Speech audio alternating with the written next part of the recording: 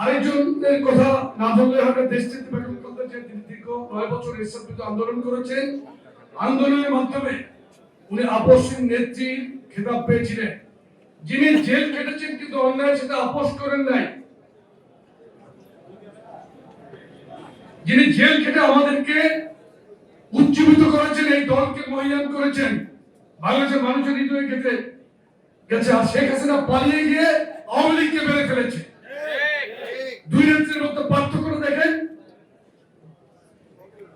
আমাদের নেত্রীকে যেদিন বাড়ি থেকে উচ্ছেদ করা হলো, উনি কিন্তু কাঁদতে কাঁদতে বলেছিলেন এই জালিমদের বিচার একদিন মহান আল্লাহ করবে। আজকে গতকালকে ফ্যাসিস্ট শেখ হাসিনা মৃত্যুদণ্ড হয়েছে।